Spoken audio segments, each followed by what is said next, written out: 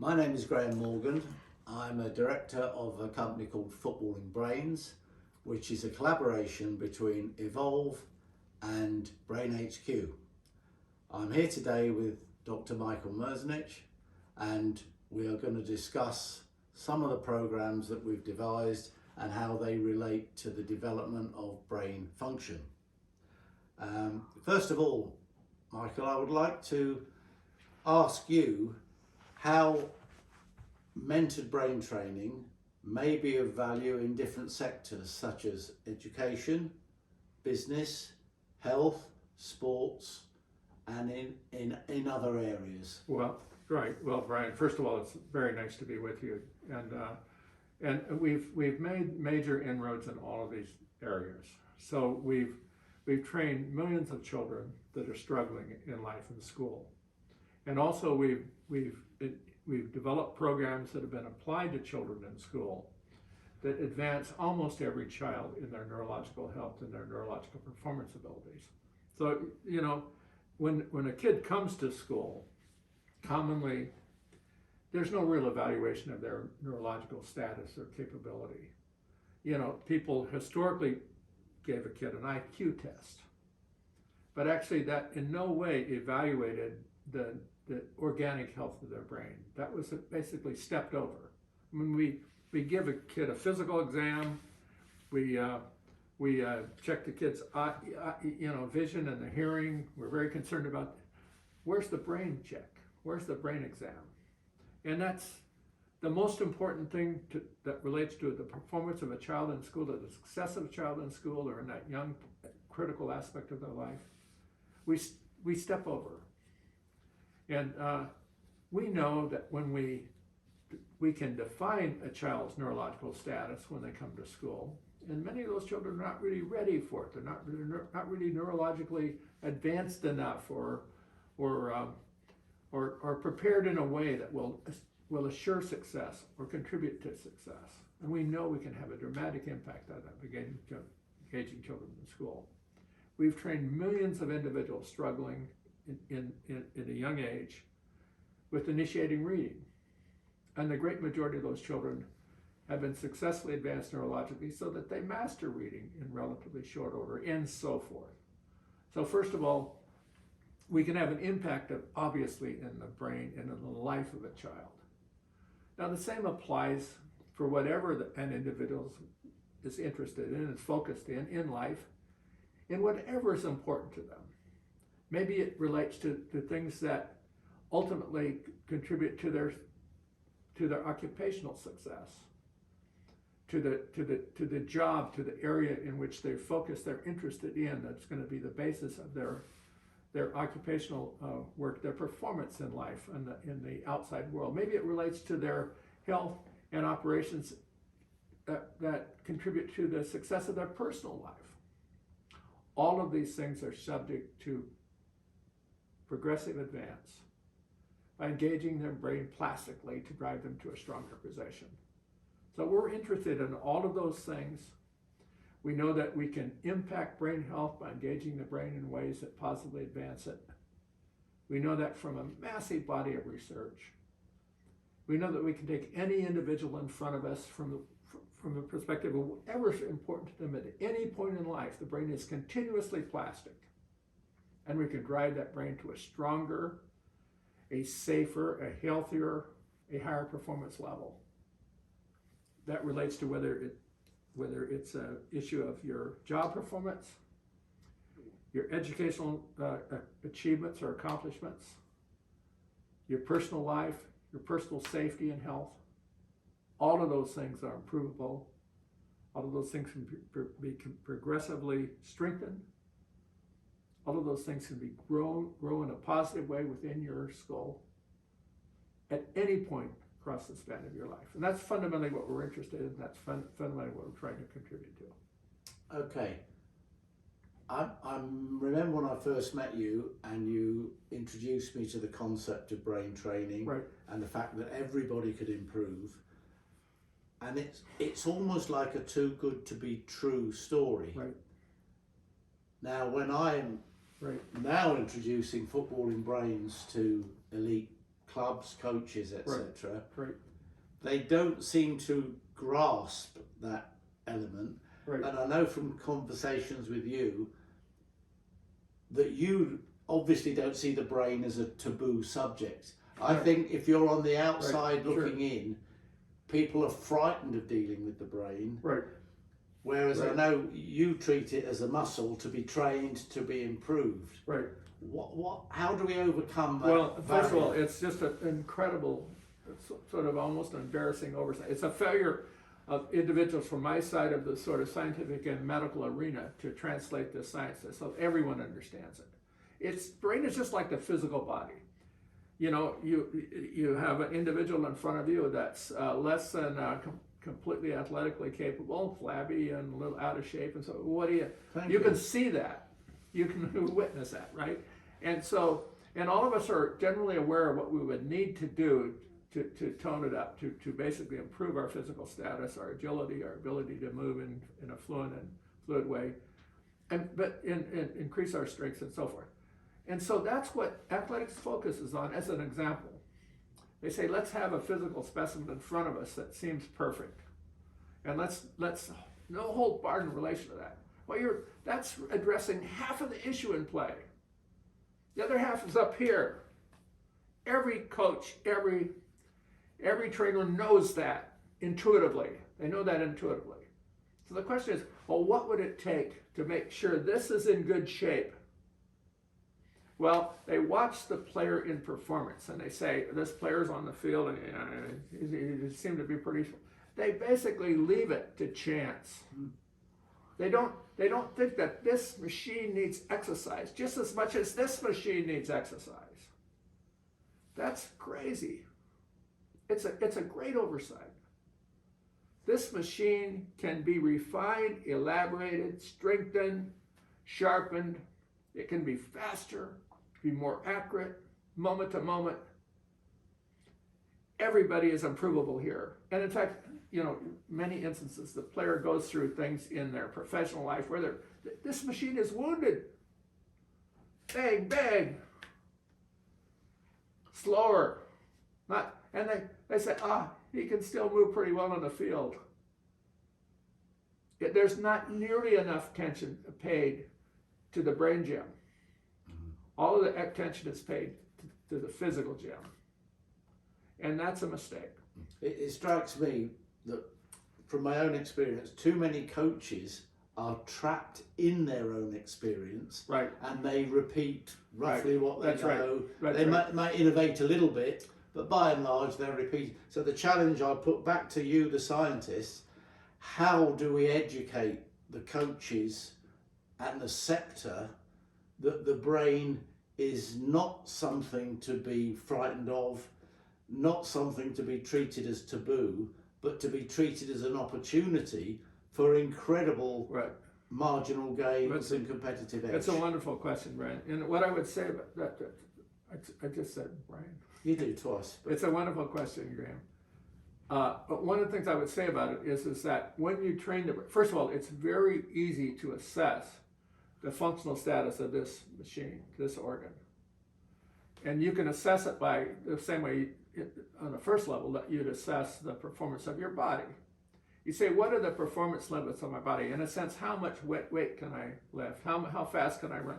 The equivalent of that neurologically is to look at the performance limits in a whole host of ways. It's very easy to measure those limits in a whole host of ways and to chart out any individual's neurological capabilities. And you do not want those to be limiting performance. You want those to be driven as far in an advanced direction as you can so that whatever they're asked to do on the pitch, they're doing it with a high performance, general high reliable performance ability. So that's the first thing. The second thing you can do in the brain is you can look inside. You can put on a helmet of recording electrodes, and you can actually look at the brain in operation.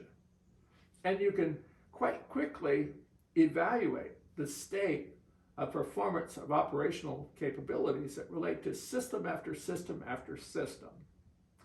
And then you can train the individual, just like you would train an individual. But in the brain, the difference is that you can't see it. You have to record it by these by these strategies, but it's just as valid.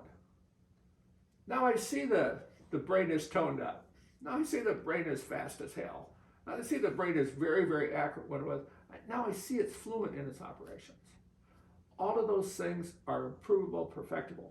Now, for the most part, coaches and trainers have stepped over this. They don't understand this. They don't understand how far the scientist is advanced. They don't understand the potential for driving change in the brain by appropriate progressive training strategies. They don't really understand what the equipment in the brain gym is and how it would be equivalent to the power of the equipment in the physical gym. They don't understand it. But on a scientific and practical basis, we do understand it. All I have to say is deploy it. Record from the brains of the people you care about or its performance you care about, and you will see the difference. And ultimately, you will clearly see it in play.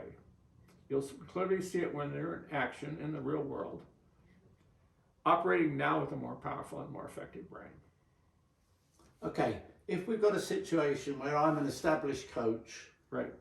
I know what I know, I don't know what I don't know, I have a fear of the new, right? Either because I might not understand it or it might reflect badly on me. Sure.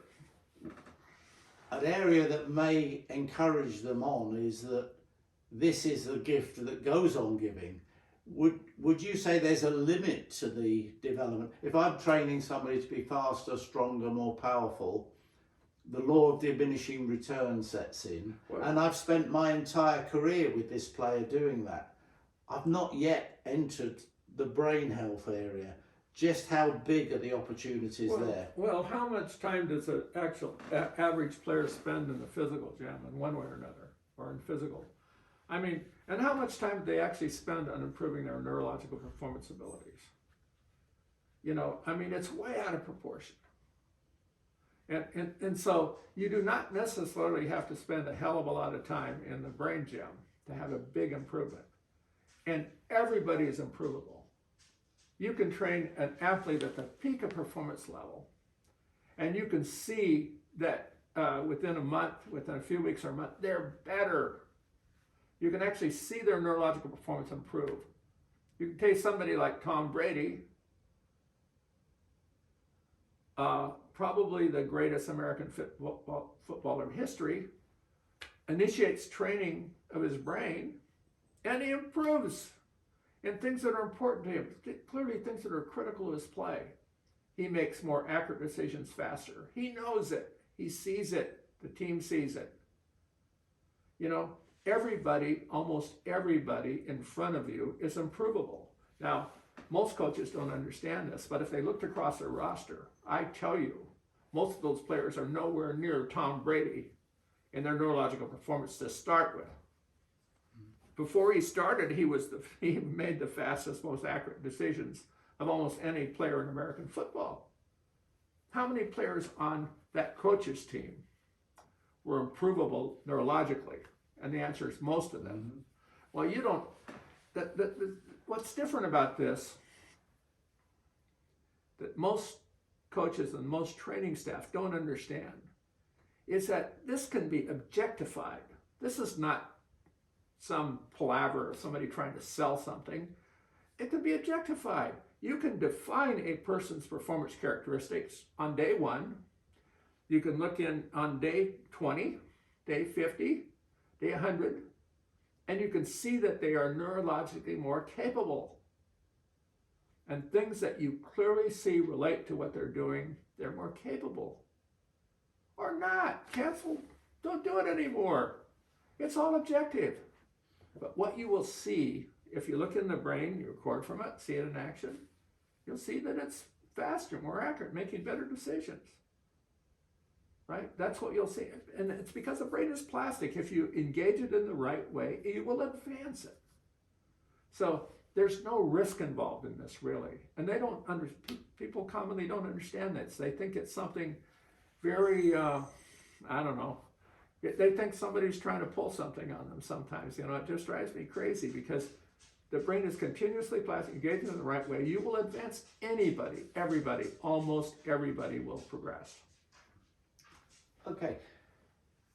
A new growth area that's emerged in UK football is player care programs, player support programs. Right. And I have a concern is that what we're doing is a bit like a sat nav. In the old days, you would plan a journey, you'd have the map, and your brain was engaged in getting from A to B. Now you plug your sat nav in, and your brain doesn't have to work. Right. Is there a danger? We have an English phrase called mollycoddling, whereby you look after every need of a player so that he doesn't have to think. Right. Is there a benefit with footballing brains that it compensates for this lack of use of the brain, and actually stimulates? What a good question. I mean, really, we're sort of on a progression in which we're trying to figure out how to live life without much of a brain. But let me just say, one of the things that people do not understand is how general brain health relates to performance. Okay, so they do not understand that if I am weak in controlling myself and my behavior, I need to have a psychologist or a staff of psychologists on a team in order to make sure I behave or somehow are under control on the behavioral side, that this is independent of my neurological status and performance abilities. It is not independent of it. If you are a really healthy individual, I mean, think of the great players that you've known in life, and think of them as humans, beings, effective operational human beings or leaders in relation to, and there's almost always a relationship between high performance abilities and these broader capabilities that relate to their human wellness and their leadership capacities, their intelligence. And it's because they're strongly related. Now, if you were a coach and you thought, well, what would I rather have on my team? I would rather have a team full of people that are exceptional human beings that don't need a psychologist very often, or would I rather have a team of, you could say, physically skilled individuals that are always somehow in need of a psychologist? And you know intuitively that the great, intelligent, fluid player is the kind of person that you'd like to have dominant on your squad, right? And you accomplish that by training them in ways that actually also advantage their performance. It's not just the physical. It's the physical and the neurological. It's a brain that's really under control. It's a brain that's really very accurate in its operations. It's very strongly connected and very strongly engaged moment by moment. It's very strongly controlling fluent control of action in time.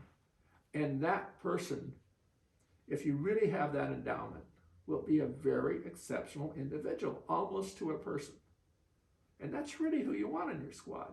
You are paying way too less attention. If you don't have that, you're paying way too little attention to that and too much attention to what happens when things go wrong. When the young man shows up in the psychologist's office, there's something wrong with what you're doing. I'm not saying that you shouldn't have that support. You need it. But I'm saying that it indicates an inadequacy in how you're thinking about this, how you're approaching it in general. There's a big theme running through UK soccer whereby all the coaches are saying, I want more leaders. This team hasn't got enough leaders. Right. And their way of getting a leader is to go and sign somebody in the transfer market. Yeah, right. They don't seem to understand that you can develop leaders. You can make them. Yeah. Right. No, it's amazing, isn't it? Right. And if you had everyone, if you thought about how I can neurologically empower everyone to be a greater, operationally neurological human being, they would be, first of all, you would see improvement of performance, improvement of leadership, but you'd also see a person that's inherently neurologically healthier. They'd be more resilient to injury. They'd be quicker to recover from an injury. they'd be safer in the long run.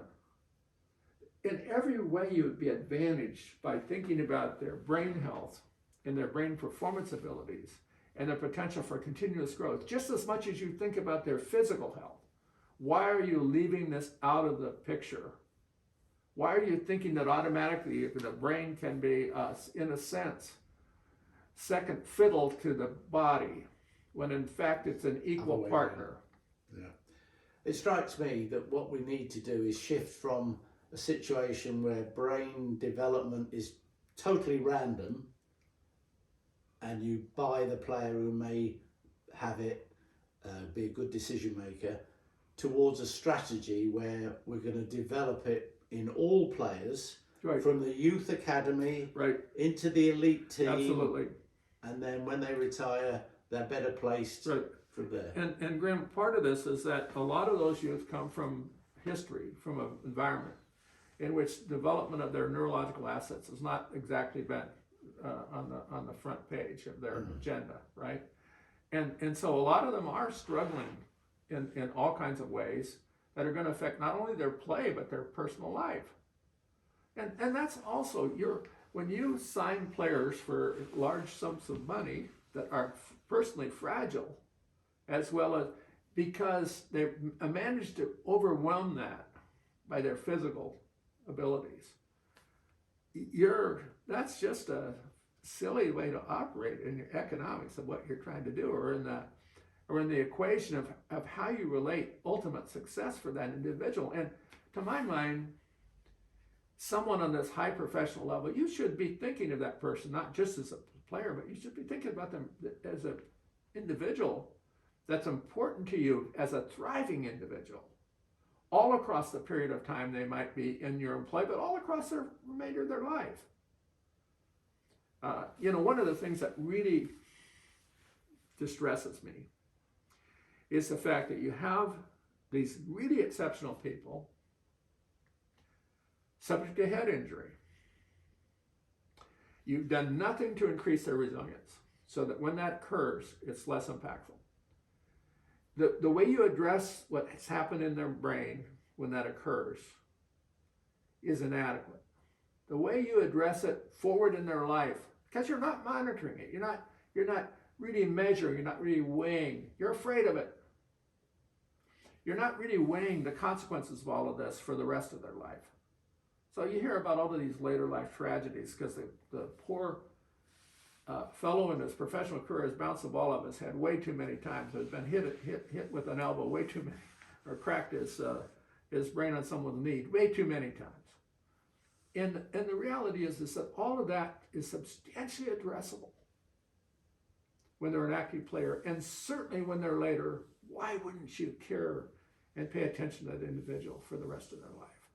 Why wouldn't you try to give them a really good chance at having a long, brain healthy life of normal duration to the end of their time on Earth? I mean, they paid the dues. You should be returning that to them generously. Why would you cheapen out on it at the point in which they've paid the dues?